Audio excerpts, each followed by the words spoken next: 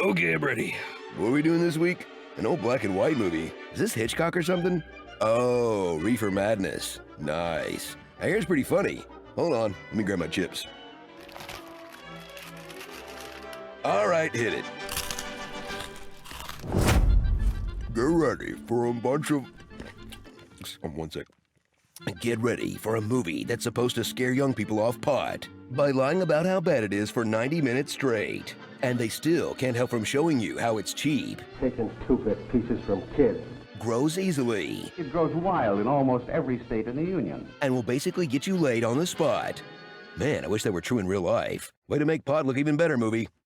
Return to the 30s, when every kid in high school looked like they were in their 30s, and even potheads wore a full suit and tie, as you're introduced to Eddie. Well, hello, fella. Gwen. It's all right, Gwen. Ralph. Oh, hello, Ralph. Kenny. Thanks, Teddy. Teddy. Thanks, Eddie. Mary. Smoke, Mary? Jimmy. Oh, Jimmy. Jack Perry. Jack Perry. Bill. Hello. Blanche. Hello, Blanche. May. Thank you. And Hot Fingers Pirelli. That's Hot Fingers Pirelli. Yeah, there's no way I'm keeping all these Mayo-ass names straight. What's the main dork's name again? Bill. Bill? Okay, Bill. That'll work. Follow along with Bill, a loser who's hopeless with girls and bullied by children, Bill, gotta go. Mom, make him cut it out. who develops a condition where he can't stop laughing Come on. Come on. until he finally snaps and shoots somebody. So it's like the exact same plot as Joker. Experience a film that was scandalous for its time because a girl rolls down her stockings or whatever, but is mostly just boring. Really, really boring. As you sit through the most depressing opening crawl since Rise of Skywalker, sit through marathon PTA meetings, and sit through a slow courtroom drama that would make any teenager want to jump out a window. Actually, you know what? Can we just bail on this one early? The whole film's a huge bummer. Half of it is just boring, and the other half is just freaks playing piano and laughing at each other.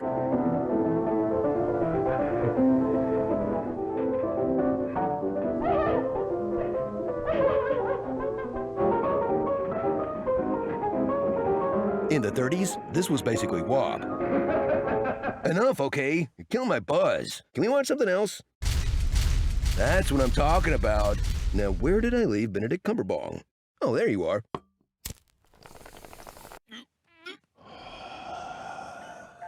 Okay, much better. Spark a J, pour yourself a White Russian, and relax for the most chilled-out LA detective story since The Long Goodbye or Cutter's Way.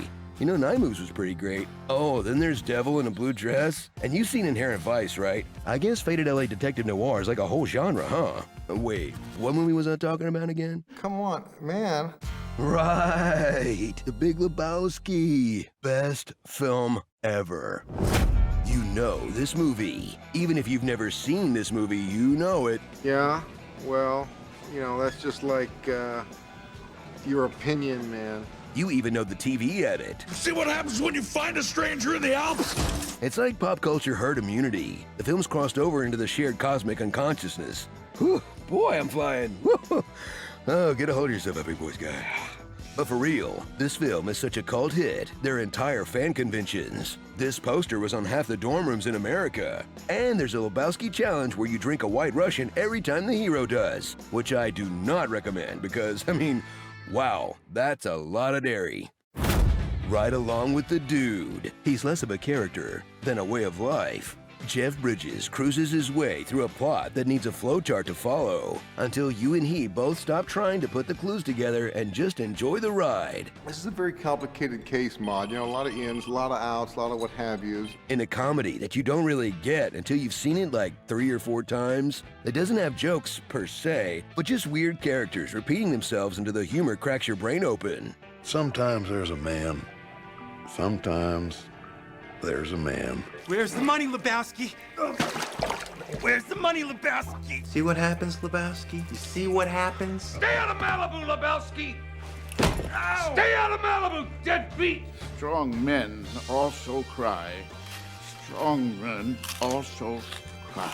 Her life is in your Her life is in your hands, dude. They're gonna kill that poor woman. They're gonna kill that poor woman. He's a good man and thorough.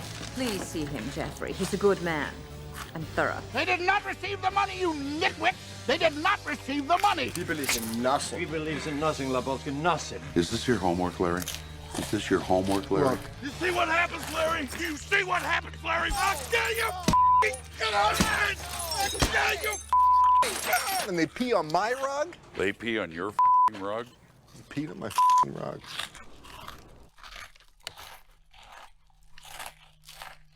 Oh, we're still rolling. My bad.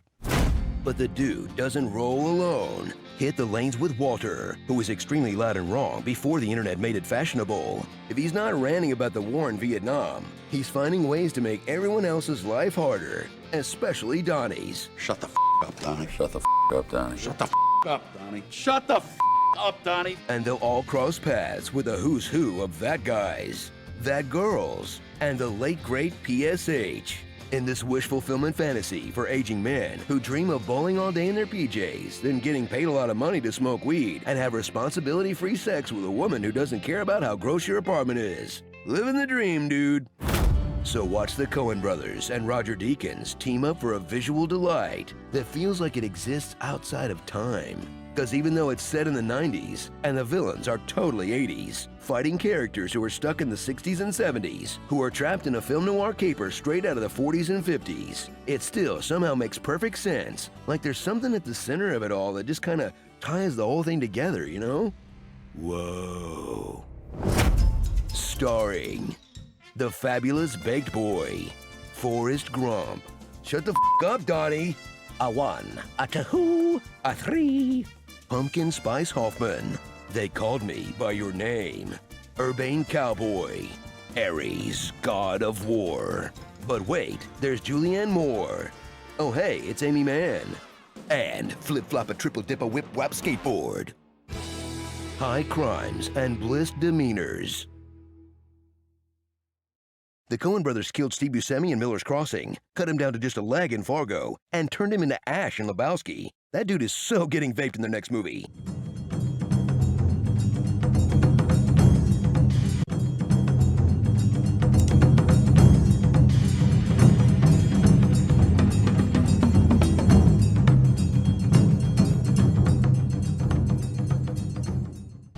John Wick 2 and John Wick 3